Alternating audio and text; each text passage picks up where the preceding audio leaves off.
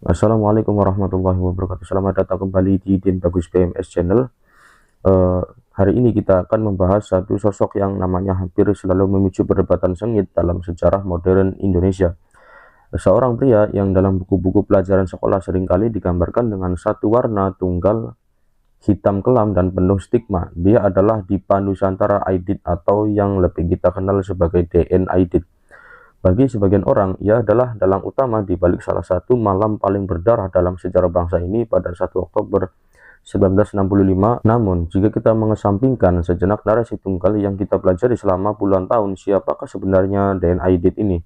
Bagaimana seorang pemuda religius dari Belitung yang dulunya muadzin di masjid bisa berubah menjadi pemimpin partai komunis terbesar ketiga di dunia di luar Uni Soviet dan Tiongkok? Kita akan membedah perjalanan hidup Aidit bukan untuk membela, bukan untuk menghujat, melainkan untuk memahami psikologi strategi politik dan runtuhan peristiwa sejarah yang membentuk, membesarkan hingga akhirnya menghancurkan hidupnya. Mari kita mulai dari awal.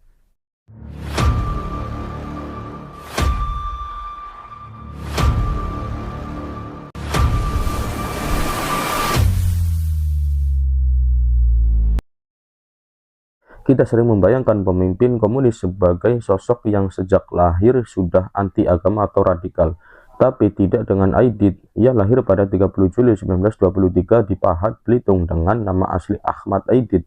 Lahir dari keluarga yang terpandang dan taat beragama. Ayahnya adalah Abdullah Aidit, adalah seorang pegawai kehutanan yang cukup dihormati dan bahkan mendirikan perkumpulan keagamaan di Belitung.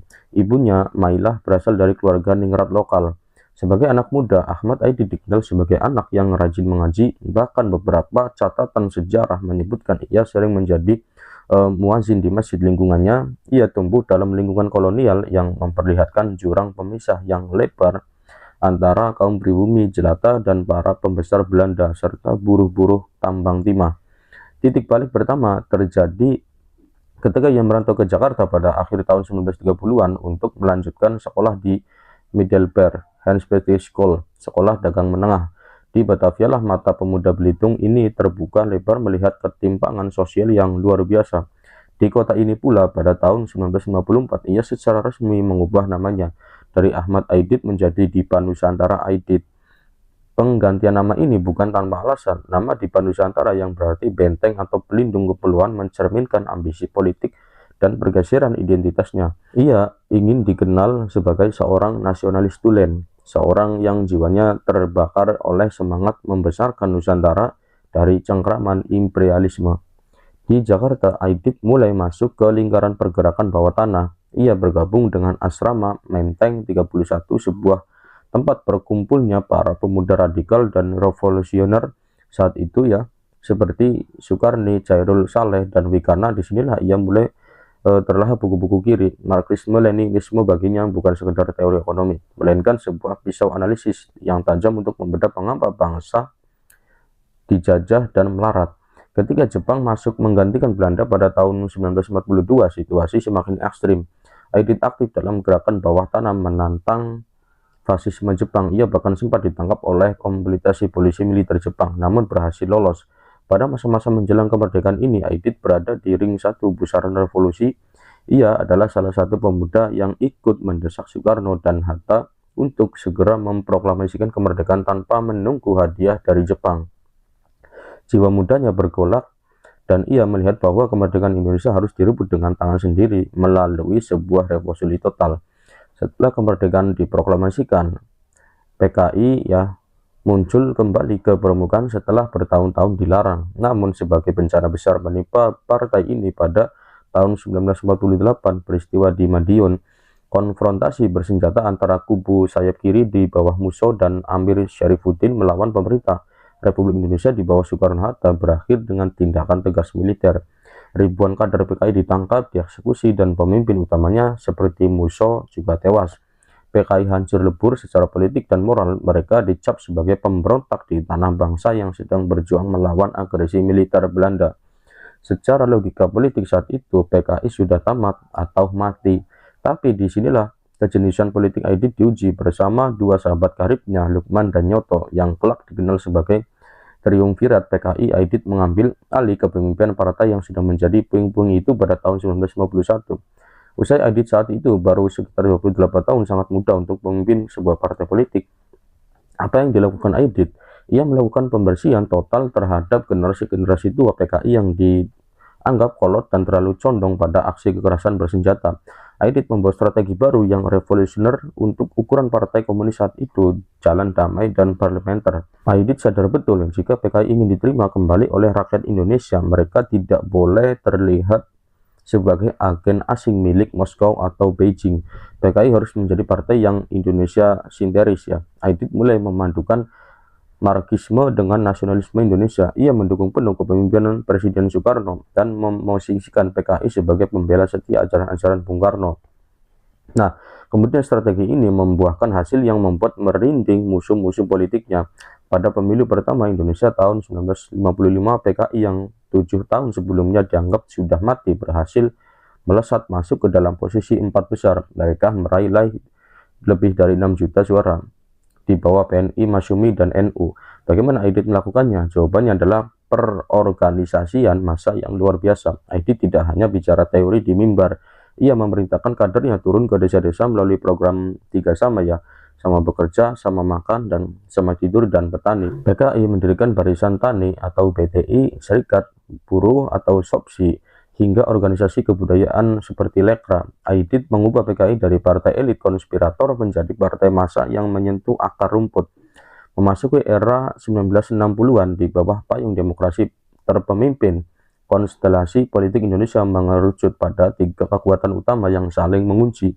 Presiden Soekarno sebagai penyeimbang, Angkatan Darat, kekuatan militer, dan PKI di bawah Aidit sebagai kekuatan massa. Bung Karno memperkenalkan konsep Nasakom, nasionalisme agama, dan komunisme, sebuah konsep yang menempatkan Aidit dan PKI berada di puncak legalitas politik pada saat itu ya. Aidit bahkan diangkat menjadi Menteri Penasihat Presiden. Namun posisi ini laksana berdiri di atas menara kartu, semakin tinggi semakin angin bertiup kencang. Hubungan antara PKI dan Angkatan Darat semakin memanas. Ada 2 isu utama yang membuat militer sangat geram terhadap Aidit.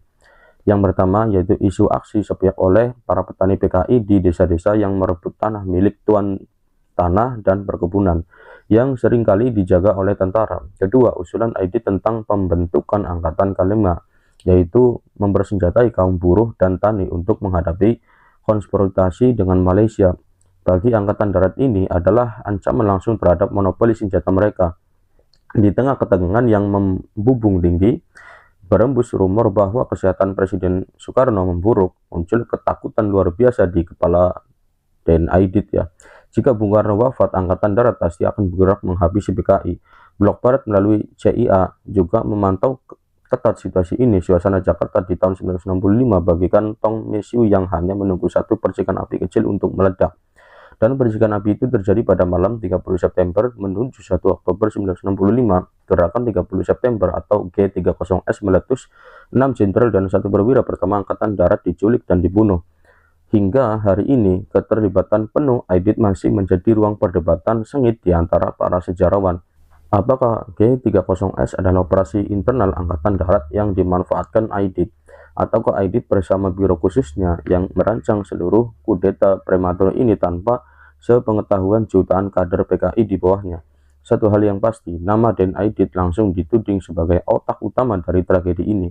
Setelah gerakan itu gagal total dalam hitungan hari, Aidit melarikan diri dari Jakarta menuju Yogyakarta, kemudian lalu ke Solo, mencoba mencari perlindungan dari basis massa PKI di Jawa Tengah. Namun ia diburu laksana buronan nomor 1.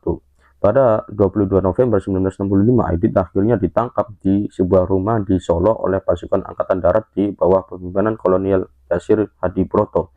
Ada beberapa versi tentang jam-jam terakhir hidupnya, namun versi yang paling kuat menyebutkan bahwa Aidit dibawa ke sebuah sumur tua di daerah Boyolali. Before ia kabarnya sempat diberikan kesempatan untuk berpidato, sebuah pidato berapi-api khas dirinya yang justru membuat para tentara semakin geram. Dan Aidit dieksekusi mati malam itu juga tanpa pernah diadili di pengadilan resmi. Jasadnya dimasukkan ke dalam sumur tersebut dan lokasinya dirahasiakan selama bertahun-tahun. yang kurang lebih infonya itu ditembak ya, kemudian dimasukkan ke sumur yang sampai saat ini sumurnya letaknya di mana tidak tahu ya, tidak ada yang tahu. Nah, kemudian tentu saja kematiannya menandai dimulainya keruntuhan total PKI dan perburuan massal yang merenggut ratusan ribu nyawa pengikutnya di seluruh Indonesia. Sejarah selalu ditulis oleh pemenang, dan selama lebih dari 3 dekade Orde Baru, nama Aidit dikunci rapat dalam kotak hitam sejarah sebagai personifikasi dari pengkhianatan. Namun, melihat Aidit dari kacamata sejarah yang objektif, memperlihatkan kita pada dualitas manusia, seorang pemuda cerdas, organisator ulung yang mampu membangkitkan sebuah partai dari abu kematian, namun sekaligus politisi yang salah satu mengkualifikasi langkah di detik-detik paling krusial, yang akhirnya membawa dirinya dan jutaan orang yang mempercayainya masuk ke dalam jurang kehancuran. Bagaimana pendapat kalian tentang strategi politik Aidit? Ya, tulis di kolom komentar. Terima kasih karena sudah menyimak. Saya bukan PKI, saya Den Bagus. Sampai jumpa di video selanjutnya. Wassalamualaikum warahmatullahi wabarakatuh.